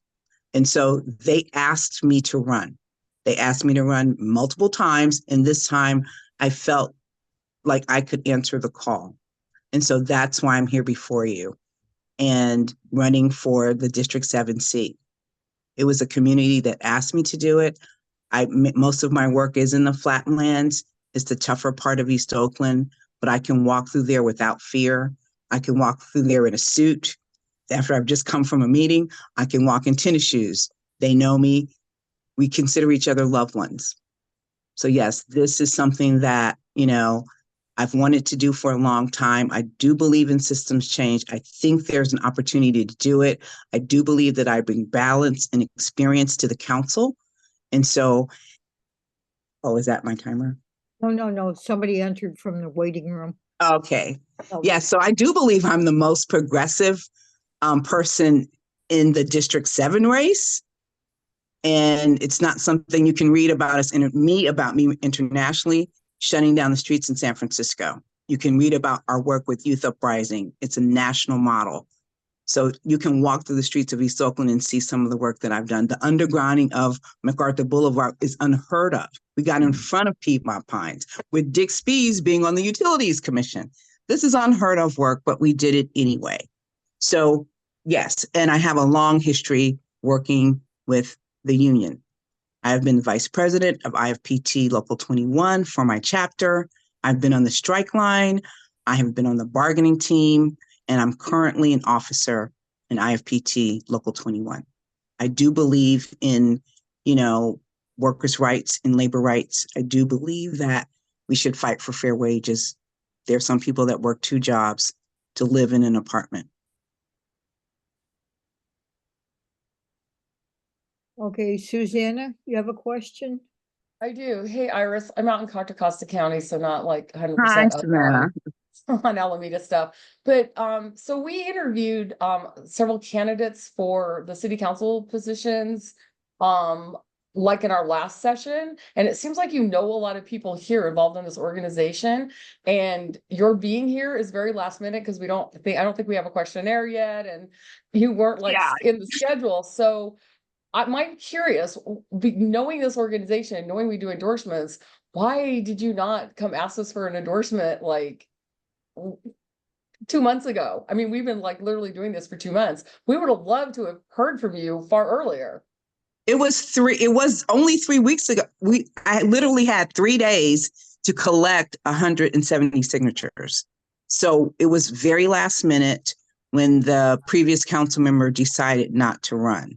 It wasn't something folks were planning for this. Maybe they were looking to see how much money the previous candidate had raised. I had no idea that Treva Reed would not be running. And so it's just been full coat press. And I got a text while I was in an interview yesterday, and I'm like, oh my gosh. So I didn't see a questionnaire. I'm happy to complete one, just, to keep it clean. If someone could, I can provide my information here in the chat. Iris, I saw your name on a list of people that were running for that, and I knew you were one of the PPP slate. So on that chat group we have, I said, hey, we want to interview Iris. I don't know how to get a hold of her, and Alfred too came up with your contact information, and Michael here on our board sent you the stuff, but we never heard this and that. And anyway, here you are. You were sent that questionnaire. Michael, can you send her the thing today? Yeah. You were sent August 14 to your email address. irismer@icloud.com. That was the email provided for me. That's not my campaign email. Okay, that's okay. Why don't I give you the email? Or you can check that email box and use that. It should be there. Yeah, just drop it in chat. The correct, well, and you can also drop your campaign address because we want to see it anyway. So make sure and put that in chat. I just put it in there. Okay, Michael will be able to get this out for you, I think, in the next hour. Is that right, Michael? I'll do it right now. Okay, now here's the Thank you, Carol. Iris, we need to have it back immediately to get you on the ballot, because we need to get the ballot put together and sent out. Can you get it back to us before midnight tomorrow night? Yes. Great. And could you put that in there in the email? I am just got my treasurer. I mean, this has been building the campaign while you're walking, and so had no idea that the previous council member was going to, I mean, on the last day, you know, she mentioned that she was not going to run. Yeah, But that was weird. it was weird, but you know, people, maybe she struggled with it. I don't know. But again, you know, to build on the successes of that we put together previously in District 7 to help it grow. District 7 needs a lot of love and care. And to work with that council, you need someone that knows how to navigate the city, has enough grit, but enough grace to get along with the other council members to get things done. So I think that I bring that quality. I'm uniquely qualified. And I'm the longest standing chief of staff in the history of Oakland. So this has been a whirlwind in some days, but in some ways, but I think it's time. So again, I'm honored to be here with you, Carol, and all of you. And I really appreciate you taking the time to speak with me. I know I didn't have anything in, so we will get that back to you as soon as possible. Hey, Michael, you sent it? Yes. Yeah, okay, so it should be in your box now. Anyway, yeah, Okay. yeah, it was like, I was so surprised because people on the chat says, yeah, Iris is great. And you evidently don't look at the chat. No, okay. I'm literally, we're hosting a soiree today. I'm the only one not there. It started at 4. It's for the LGBT community. And it was supposed to be at the boathouse, but they had to move it because it's been taken over by motorcycles. And they're wondering where I am. But I'm like, hey, I need to hop on a Zoom quickly. And yeah, so it's for the African American LGBTQ community. It's their social event that they hold every August, and it's the White Party. So yes, I'm one of the hosts, and I will be heading there very shortly. Okay, I've got one more administrative question. Sure. How do you say your last name? My name is Merriouns. At the back end, if you're saying onions and you put Mary in front of it, it'll come out. Merriouns. Great, thank you so much. We Okay. hail from Louisiana. That's where our roots are from. All right. Okay. Does anybody else have any questions for Iris Merriouns? Okay, well, we're really glad that we connected and you did make it here. And we'll be watching for your, what do you call it, your questionnaire. Thank you. Yeah. So, okay, I think we're ready to move on. So where we're at now, we have one other candidate who was not able to come. Originally, we were going to have this meeting a week ago, and we just couldn't get it together because it was so close to our previous endorsement meeting, and she was not able to come. And that's Claudia Jimenez. I know a lot of you know her, or you know her name. She's on the city council of Richmond. She's an incumbent. She was just involved with getting the $500 million from Chevron that Richmond got, that they're going to be using for many, many things in their community. She's done a million things, but that's like a big accomplishment. She played a big role in that, in getting that to happen. And it just got announced, I don't know, 2 weeks ago. She's also very active in the Richmond Progressive Alliance, which is another revolution group. And that's all I want to say about her. And she will be on the ballot, and her form will be on the ballot so everybody can read about her that doesn't know about her. But I personally would have no problem endorsing her. So that's what I want to say about her. Okay, the other thing, we're kind of out of candidates. Some people didn't make it here. We have a couple people here today. Rafael Menis, who was just recently endorsed by our revolution. And we have JP Sahi, who was also just endorsed. And would either of you or both of you like to talk for a minute, say anything? We'd love to hear from you. Yeah, I can say a few words. I appreciate the endorsement of our Revolution East Bay. I also received the endorsement of the Tri-City Democratic Forum. And it's unfortunate, but in my race, there is a I'm sorry, I'm running for New Haven School Board. That's in Union City. So I have, we're districted. So it's Area 1 in Union City. Plus I have a portion of South Hayward on the hillside. And we have 3 candidates in our race, and one is a Moms for Liberty candidate. Explain what that is. I think everybody doesn't know. Oh, okay. Moms for Liberty, they're conservative, very MAGA associated candidates. This person actually has spoken up at the Sunol Glen school board. There's actually videos and pictures of her at the Sunol Glen school board meeting speaking.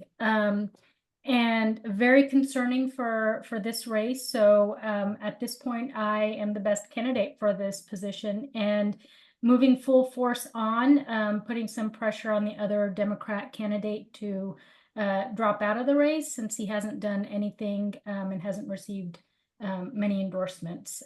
So that's kind of where I am in my race. Just I'm being, you know, my role is to always be transparent. And we do not need these conservative Republicans bringing in their ideology and their agenda into our local school races. And unfortunately for Union City, we have it in school board and we have it in our city council race this year. So we're our best bet. You know, we're moving forward and trying to keep them out of our city. Yeah, I just recently heard of them, and I think it was through something you said at a PPP meeting, and that's scary the way they're moving in to the grassroots. Yeah. Yeah. Okay. They're coming in the Bay Area now. Last election, there weren't that many in the Bay Area, but they're finding these open seats and they're trying to get into them and get elected, because we are non-partisan races, ideally. Okay, all right. Thank you so much. And thanks for being a member of this group. Rafael, would you like to speak? Sure. So first, I'd like to thank our Revolution East Bay for your endorsement. I appreciate it. I'm just going through editing the endorsements page on my website. I'm going to update that later today with the various endorsements that I got. And I also got the endorsement from the West County, Contra Costa County Democratic Club. I'm still waiting to hear back about the process for Contra Costa County DPCCC, but I've submitted the questionnaire, so hopefully that all works out. My opponent's Royce Warrington, Republican, Trump supporter, incumbent. So it's going to be a bit of a challenge, but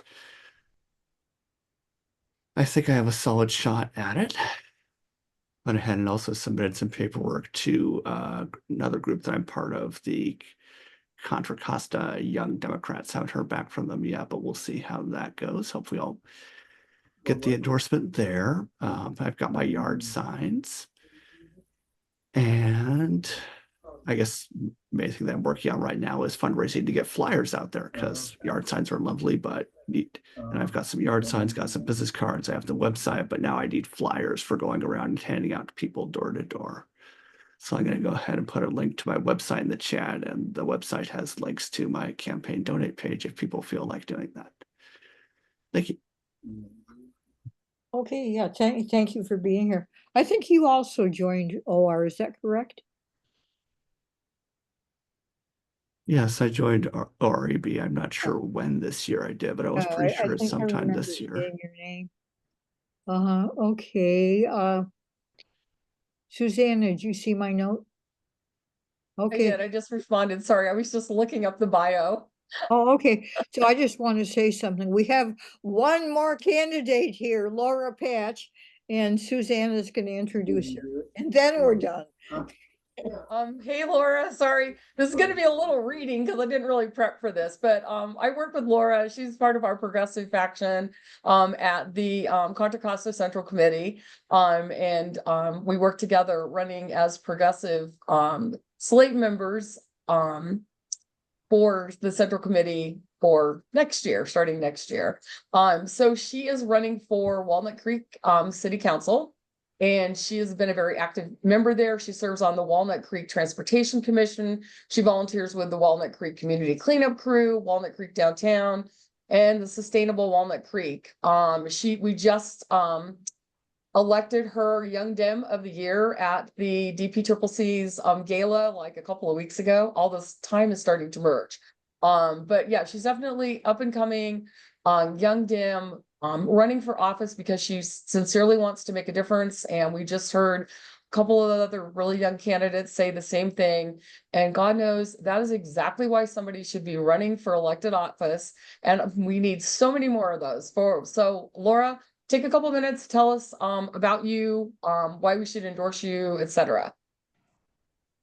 Great. Thank you for that introduction. It was wonderful. My apologies for being late. I am actually at the hospital dealing with a family medical emergency.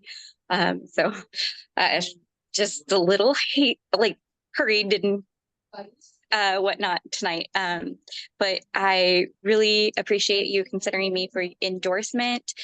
I believe that I bring a new perspective to Walnut Creek, informed by years of experience in our community, advocating for sustainability, safe streets, and inclusive communities. I want to partner with some of our forward-thinking current city council members to further prepare for climate change, reduce our carbon footprint, and improve the quality of life in our city. I believe that climate change in particular, but a lot of our other issues can be solved at a local level.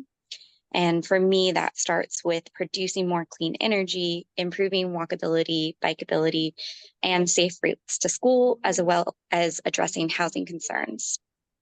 I grew up in Orinda, so this is basically my home. Walnut Creek always felt like an extension. I've lived in the East Bay pretty much all of my life, except for when I left for school. As soon as I could afford to, after school, I moved back, which unfortunately is a luxury that many of my friends have not been able to achieve because of housing prices. I believe that I am ready to deliver on policies. As Susanna mentioned, I'm a voting member in our central committee for Democrats. I'm a Walnut Creek Transportation Commissioner. I volunteer in several organizations in the city. I was also the chair of the annual solidarity event that we just hosted. I am the vice president of Diablo Valley Dems and the external vice president for Cocoa Young Dems. I also, between undergrad and grad school, served as an AmeriCorps member in Contra Costa County. I am different than the other candidates, and I embrace those differences. I'm a young Democrat. I'm a member of the queer community. I have a disability. I am the only person running who lives in a multifamily complex. And if I'm elected, I would be the only person serving on council who lives in that type of environment. My addition to council would lead to more informed and representative decisions and give voice to many of our residents, given that over 50% of Walnut Creek lives in multifamily complexes. I'm running because I love Walnut Creek and I can't wait to give back to the community that helped raise me. I will serve with compassion, transparency, and innovation. So I really hope that you will endorse me. Oh, thank you. Sorry, I forgot that you were the chair of that entire event. That's a huge undertaking. When they were asking for a chair, I was like ducking under the table, like, no. Okay, does anybody have any questions? Oh, Rafael. Sure, I've got a question. Hi, Laura. So my question is, I noticed that the city of Walnut Creek adopted an update to its climate adaptation plan in July of 2023. Do you think that update was sufficient, or do you think there's still more work that needs to be done? I do think that there is more work to be done. I think some of it is great, adding bike lanes, adding electric chargers around the city, all great ideas. Are that a lot of the energy proposals, it has focused on people who live in, or rather who own single family homes, like switching to clean appliances, buying an EV so they can, and charging at home, where that's clearly not where the housing market is going, particularly in Walnut Creek downtown area. So I want to add incentives to developers when they're building high density housing to build sustainable housing, have clean energy appliances from the start, put solar panels or wind production elements to those buildings. Because I think that everybody deserves to have access to clean energy, and that's not something the current plan does.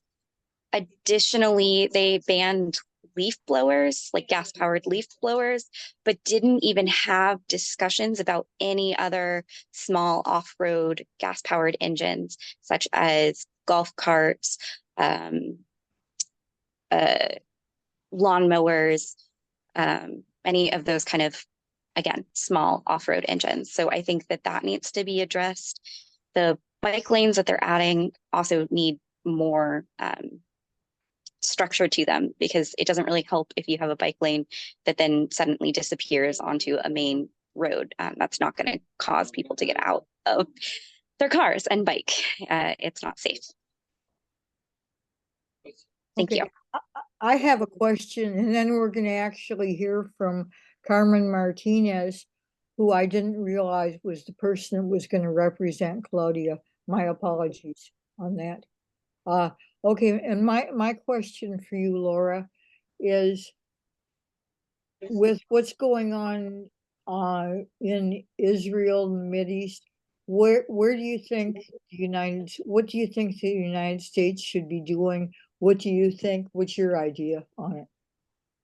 Yeah. First of all, definitely support a ceasefire. I think it is. That's what I wanted to hear. Okay, well, that's for sure. I think I said in my questionnaire that the boycott,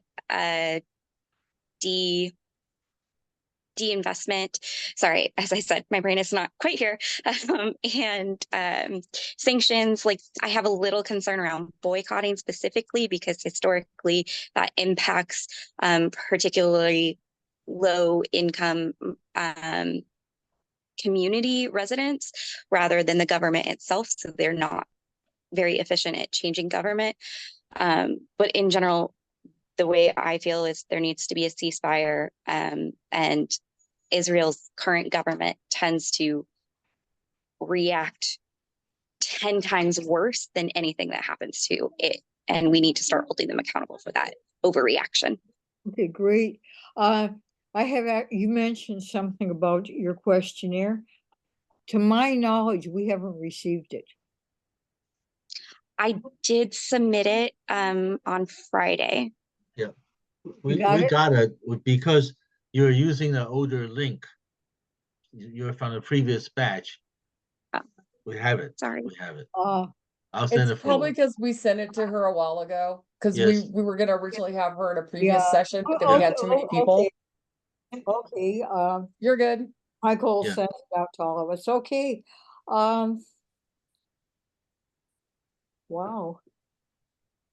I guess we have one more candidate to hear from. Have I said that before today?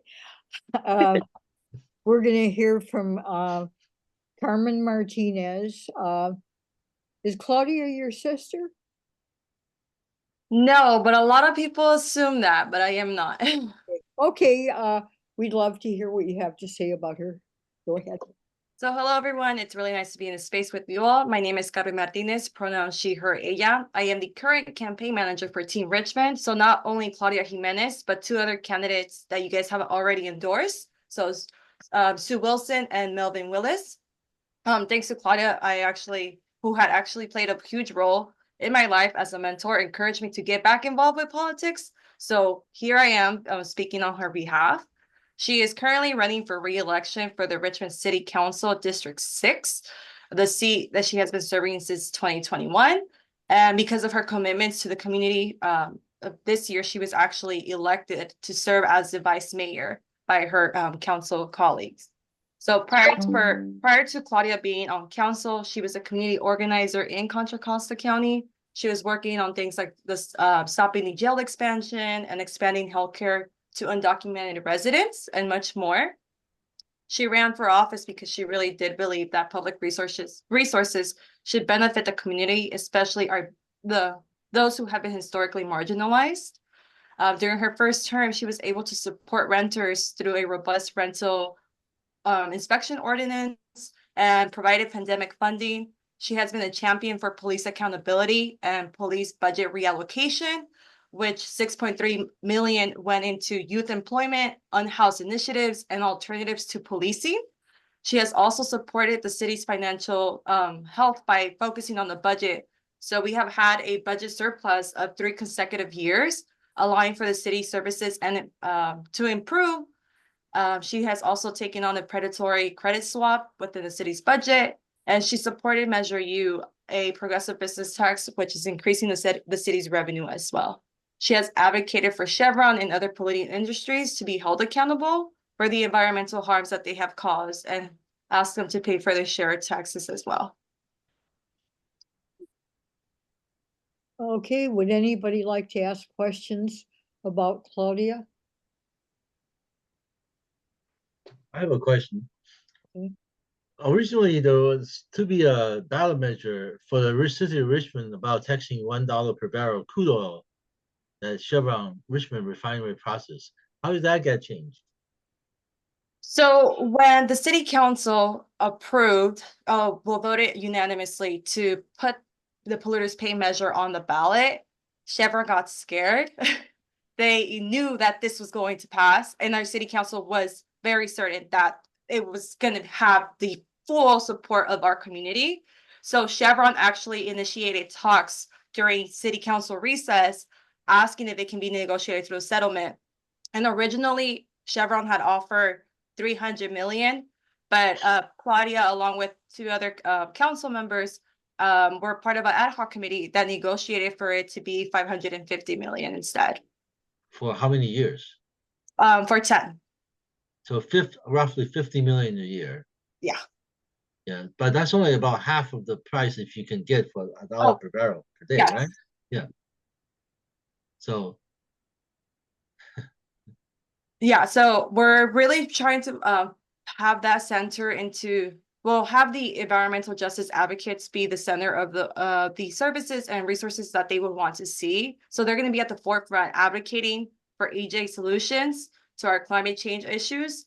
And because of they're going to be advocating for more services and resources, we have noted that in order to address that, we would need to have more hands-on for the city staff as well. So we would have to be hiring more people.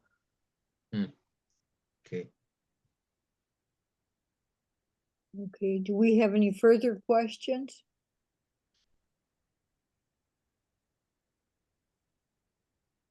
Okay, Carmen, I saw you there. I didn't recognize your name. I wish I'd known earlier that you were here to represent her and not just somebody that came to the meeting.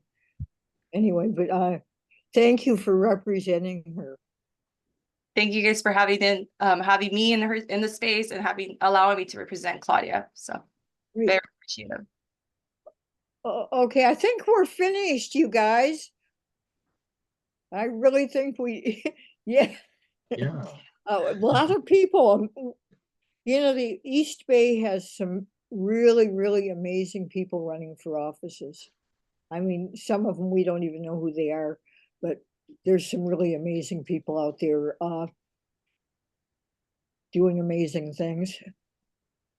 And can I just add, I remember when I first entered into the race, it was so crazy that I didn't even know our revolution existed. I think it was only until later when people kept mentioning. And I said, oh, and I think I contacted you guys. It was like, oh, it's too late, and that sort of thing. But it's been like 2 years now, and I just I love the fact that I think the our revolution family is growing in the East Bay. I think more people are starting to see that corporate Democrat way is not it's not making our lives affordable, that we're having to move, we're having to ship, we're having, like things, resources are becoming scarcer. And so watching Mia and Calvin, even in Emeryville, being two people of color, who could potentially join the Our Revolution family, and in listening to Carmen Martinez advocate for the candidate in Richmond, and watching this Jovita, and then watching Iris, and it's watching this so many. It's great to see this amazing movement grow. And I think that that's something that should never discourage us from continuing this progressive fight. Yeah, I would just like to mention, almost 2 years ago, like in late January, a bunch of us from Our Revolution and people running on the slate here went to support District 18. And I know Nelson Tam, who's here today, and Kalima, and many other people. Was Iris on that? I don't remember, but a number of people, some of who I knew before and some of who I met that day. And I met this guy, Kalima, and I thought, man, this guy's all right. And I said, why didn't you, I never heard your name or anything. I said, why didn't you hit us up for an endorsement? So that was kind of the beginning of getting to know Emeryville. Yeah, thank you. And I've been trying to push more Emeryville into the mix. And I'm trying to get Emeryville to memorize saying, when we organize, we win. When we fight, we win. And trying to get that mantra into Emeryville. And sure enough, if I'm successful, definitely, there will be a chapter, or at least Emeryville will be more in it. But I just want to thank you for inviting me into, you, Sherry, Suzanne, all of you, whenever I've connected with you all, Michael, with your hard questions, I appreciate all of you, Nelson, your friendship, and it's all of you guys for bringing me in, because I was definitely an orphan when it came to the corporate Democrats. And I grew up an orphan, so I know the feeling. And just knowing that when I met these candidates, I said the number one group who you want to connect with, that you want to fill out the questionnaires, that you want to make sure to get your endorsement, is Our Revolution. The number one. All the others, great. This is the number one group. And and you guys never fail. Well, a lot of the groups that do endorsing are Democratic clubs, and we're not a Democratic club. Yep, exactly. And although a lot of us are ADEMs and on Central Committee and this and that, we still, if a Republican came in and spoke to the truth, we would endorse them. Exactly. And I think we want to stay not a Democratic club either, also. Exactly. Anyway, yeah, okay. It's been a good meeting. Hey, yeah, thank you everybody for coming. Hope to see, our next thing is going to be the Solano Stroll on Sunday the 8th, and we need people to volunteer to be there. We're going to be passing out literature, and if you're a candidate and want to bring some of your signs, I don't think it would help you, JP, because you live so far from here, but maybe people that live closer might want to consider it. You can keep your literature at our table as you wander around. And anyway, so let us know. Okay, you guys, rock and roll out there. Kick butt. Bye. Good night, everybody. Bye, y'all. You good night.